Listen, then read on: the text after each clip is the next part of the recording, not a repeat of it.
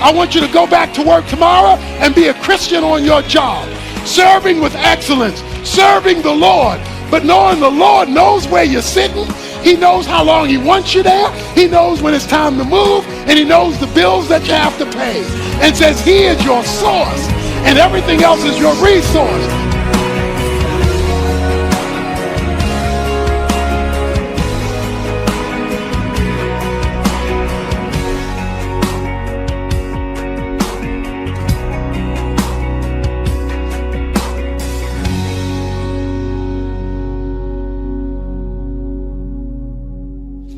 Today I want to look at encountering God's promotion. A promotion is when you are lifted from one level to another level. Many of you know what it is to be promoted in your job, or to be promoted in your experience, or to be promoted from the JV to the varsity team. To go through things that lift you to a higher level. In our story today from Daniel chapter 3, a promotion is going to take place. Meshach, Shadrach, and Abednego, they are going to experience a promotion. But it will not come without a trial. They're going to encounter God in a bad situation. Now, some of the things I am going to say from this passage will not feel right and will not be comfortable. But that's okay, because the more uncomfortable it is, the better possibility for a divine encounter. Let's start with the backdrop of the story. Meshach, Shadrach, and Abednego find themselves working in a secular culture. They're in Babylon. Babylon is an evil, pagan, and idolatrous country. Because of Israel's sin, God told Babylon to invade Israel, and they brought out many of the young people back into Babylon to live and to work.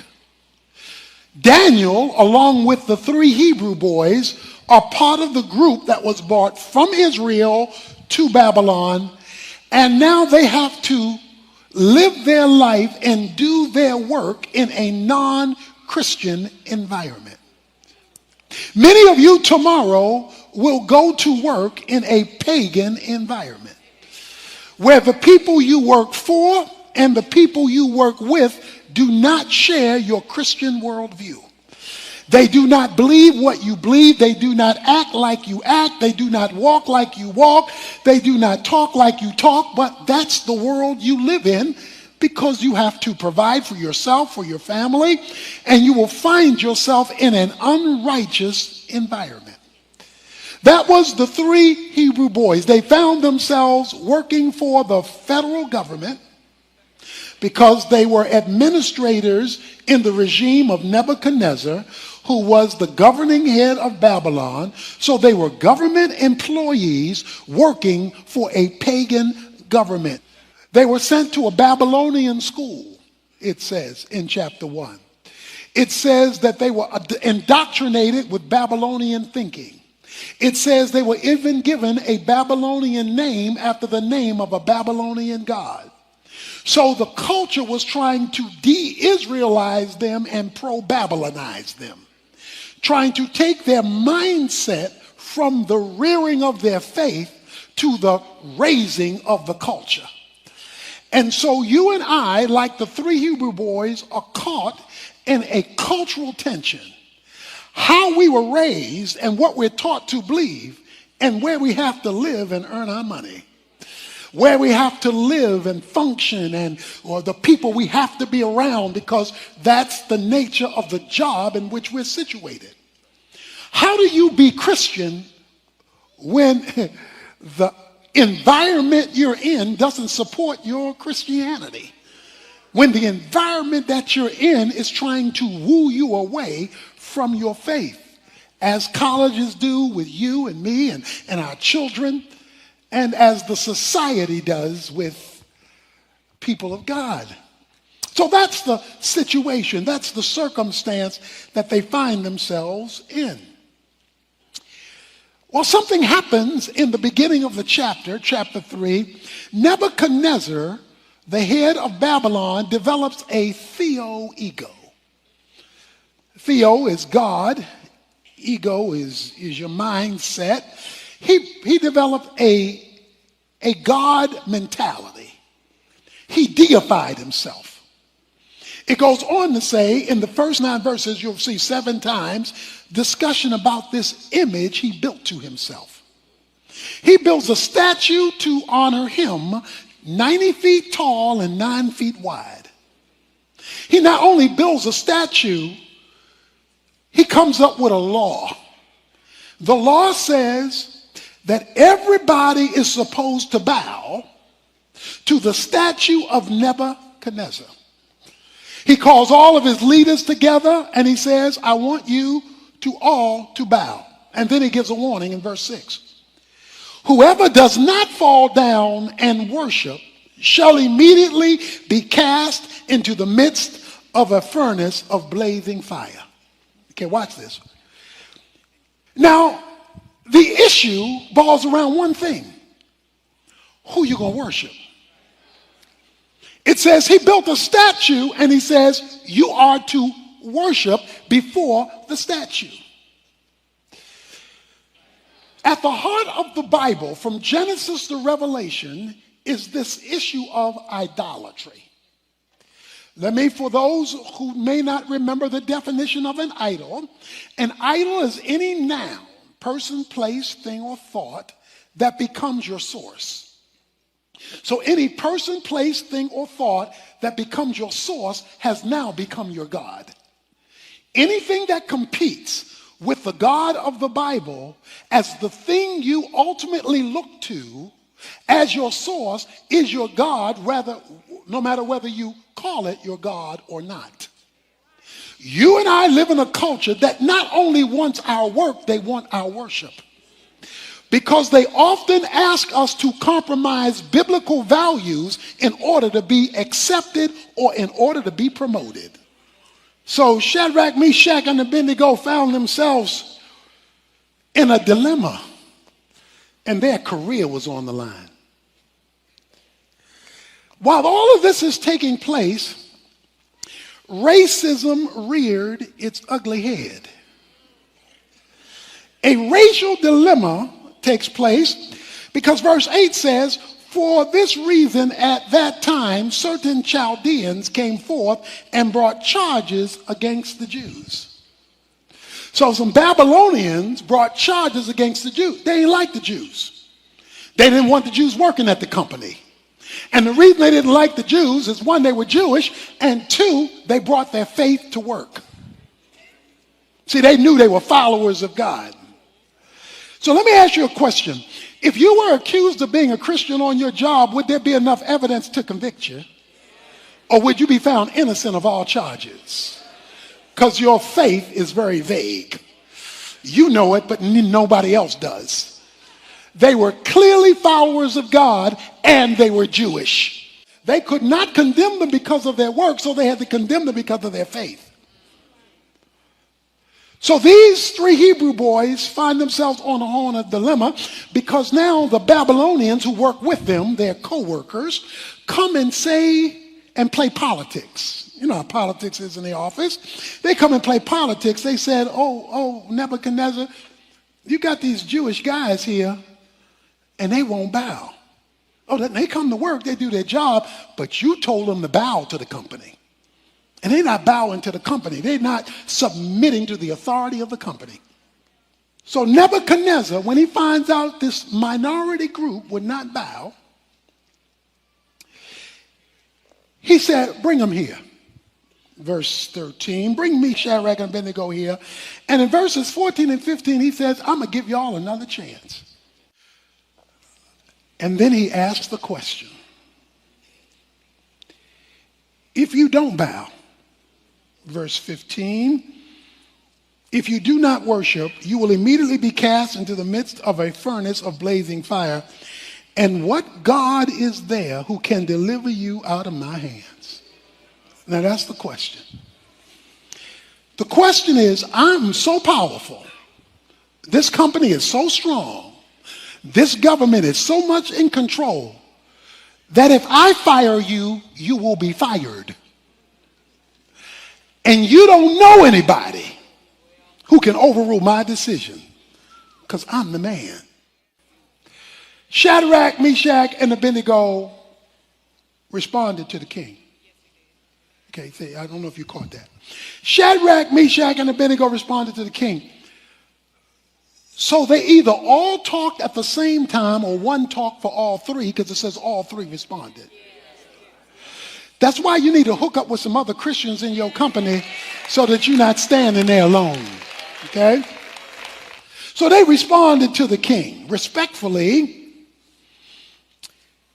We do not need to give you an answer concerning this matter. Let us answer you. If so be, our God whom we serve is able to deliver us. You are to look at your occupation as service to the Lord through the vehicle of that company. It is the Lord Christ whom you serve. So they say, we may work for you, but we serve the Lord. The God who we serve is able. The God who we serve, because that's what got them in trouble in the first place. Their co-workers knew that they served the Lord in their job description. But most Christians, many Christians, divorce their everyday work from their service of God. And these three boys didn't. But because we serve him, the God who we serve is able to deliver us. But let's hear the rest of the story. Even if he does not. Because there are two things you need to know about God. He's powerful, so he's able, but he's sovereign, so he can choose. In other words, you never let God's omnipotence, his power, cancel out his sovereignty.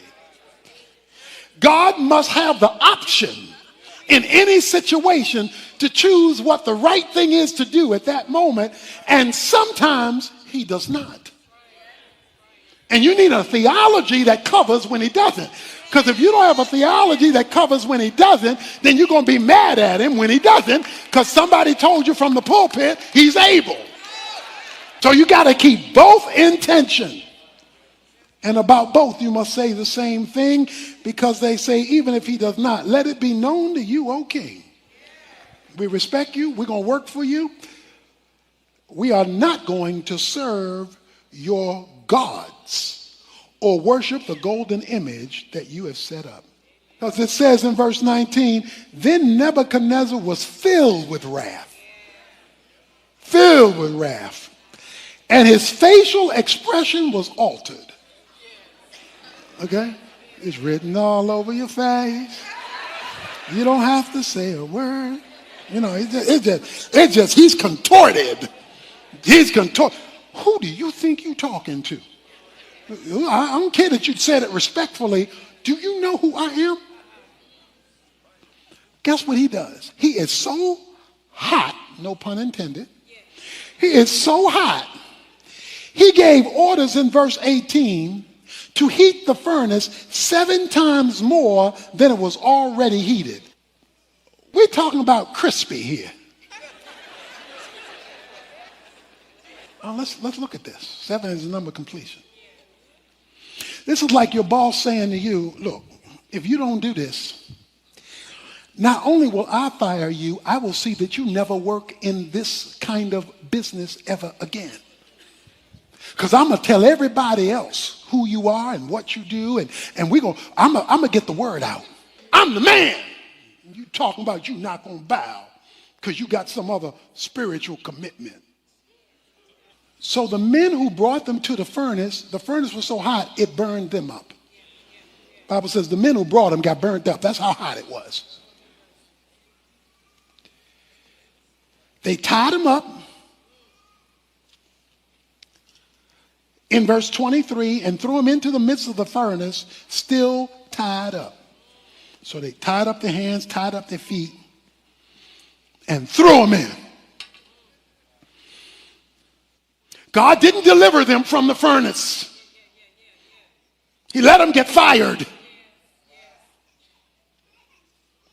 But something happens.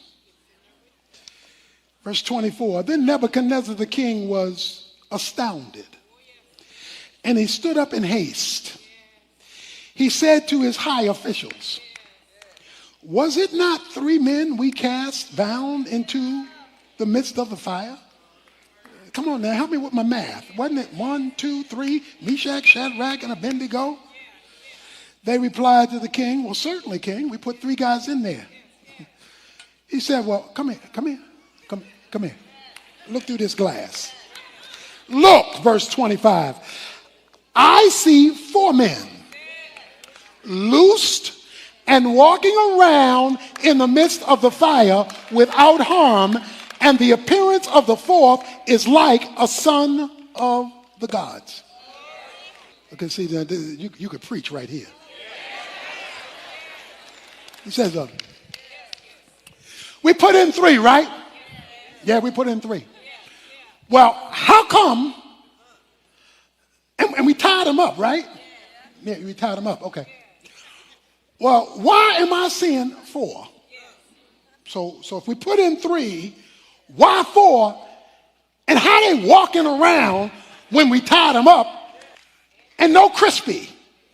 Nobody burnt, nobody. Okay, watch this.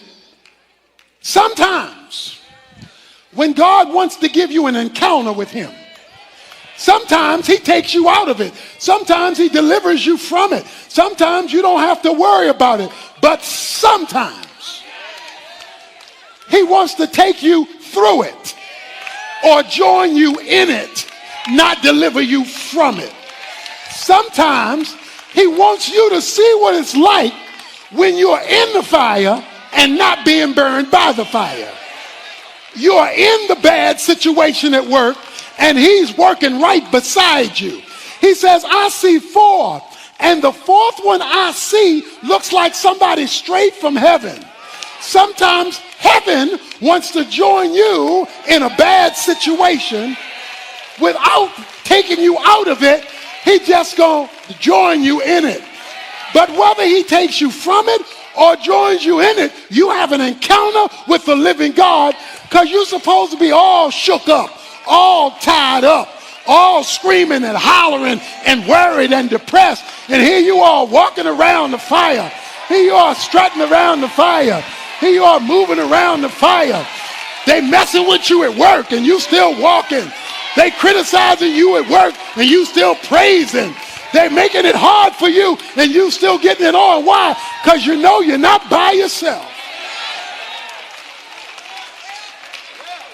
Because sometimes he wants you to see what it's like when you're in the fire with the Lord.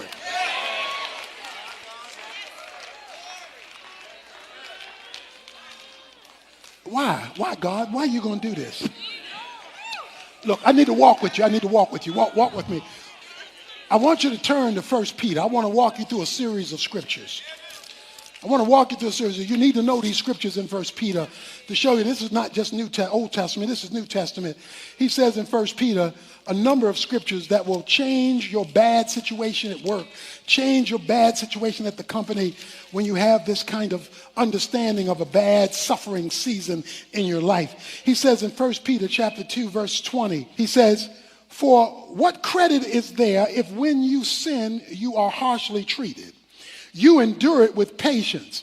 But if when you do what is right and suffer, for if you patiently endure, this finds favor with God. So if you're doing right and taking your stand, you're making God happy and you're finding favor with God even though you're suffering. Look at chapter 3, verse 14. He says, but even if you should suffer for the sake of righteousness, you are blessed. And do not fear their intimidation. I don't care who they are or what their title is. Don't be scared of their intimidation. And do not be troubled just because they talking smack and talking noise if you're suffering for righteousness. Verse 17. For it is better if God should will it so that you suffer for doing what is right rather than doing what is wrong.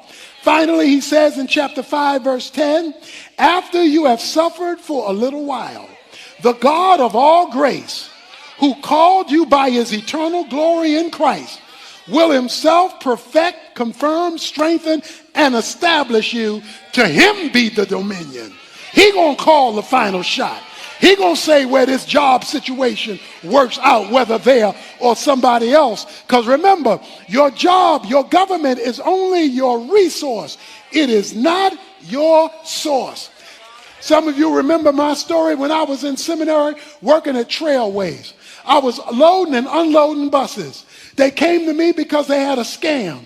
The scam was when people went out for lunch, then somebody else would punch them in after an hour, even though they may stay out 3 or 4 hours and hadn't been punched in. And so you rotated, and somebody did that for you, you did that for somebody else. They came and said to me, well, here's the deal. This is how you do it. This is your day to punch somebody else in after an hour, even though they'll be gone 3 hours, and then somebody will do that for you. In other words, rob the company of time and money and what's going on.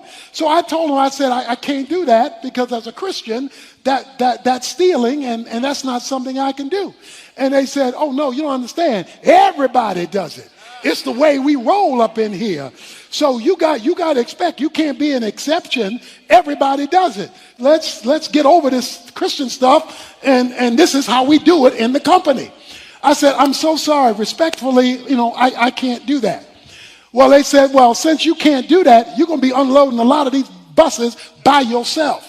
When the buses came in, I wound up having to unload a lot of them by myself because they wouldn't help me because I didn't conform to what they were asking me to do that was clearly unbiblical with the company. This went on for weeks and weeks and weeks. I'm discouraged. I'm depressed. I'm frustrated because this has been thrown on me, and I have that same attitude that we all have sometimes. God, why are you letting this happen to me when I'm trying to be fair to you? A number of months later, I got a call. The call-in was to come to the owner's office or the manager's office for Trailways. I went in the manager's office. He said to me, we've been having a night supervisor come around at night to see what was going on with the night shift. We are very aware of this scheme that they're doing of punching people in when they really haven't come back. We're also aware that you were not a participant. So what we would like to do is make you manager of the whole shift. Now, I didn't know somebody was watching. I didn't know there was a fourth person in the fire. I didn't know that something else was going on. But you have to understand that when God decides to promote you, it doesn't matter what men say to you.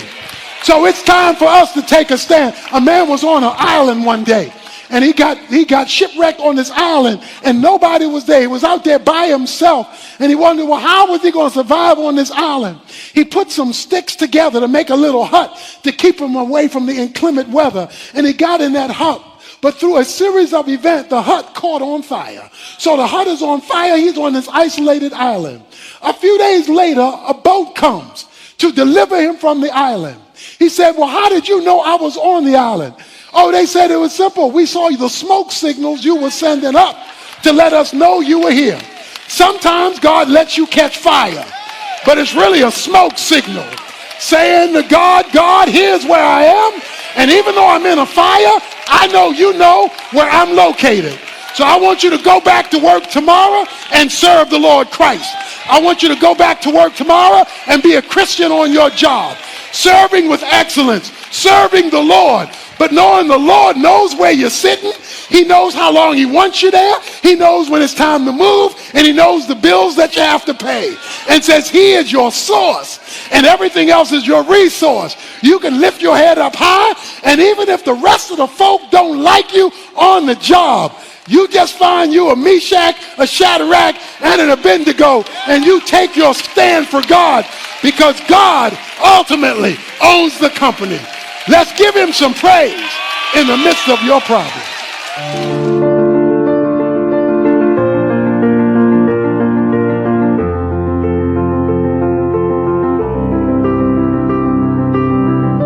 Divine encounters often happens in the midst of struggle. And that's when God wants to give us an encounter to change us. For example, Jacob was a trickster. He lived his life through conniving, tricking people, and it caught up with him, just like our character flaws catch up with us. But even then, in our mess, God performs miracles. He creates a struggle that binds us and ties us up and won't let us go. And God is right in the midst of the struggle, because the angel of God came and wrestled with Jacob all night long until he got his name changed. The changing of names in the Bible is a shifting of character. He went from this trickster to a person whom God helped. But something had to get dislocated first. God dislocated his hip because he had to walk with a limp as a perpetual reminder that he wrestled with God. And God will wrestle with us until he changes us. And sometimes he leaves some things behind to remind us not to go back to the old character that was damaging before. But that's good news in a painful situation.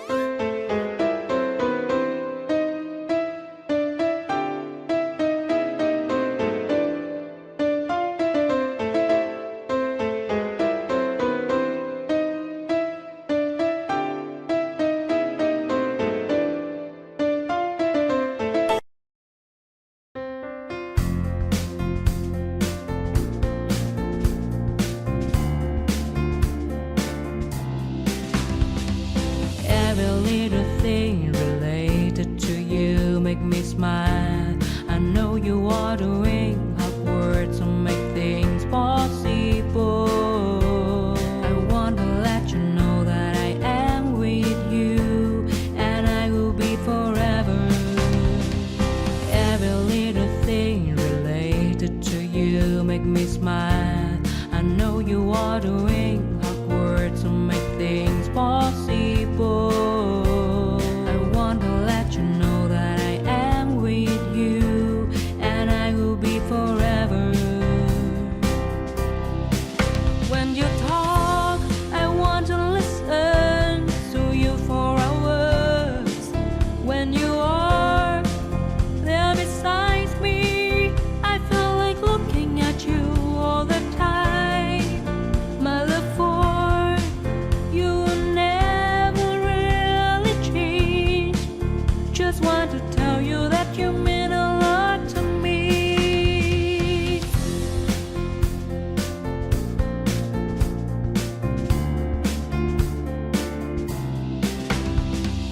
Every little thing related to you make me smile. I know you are the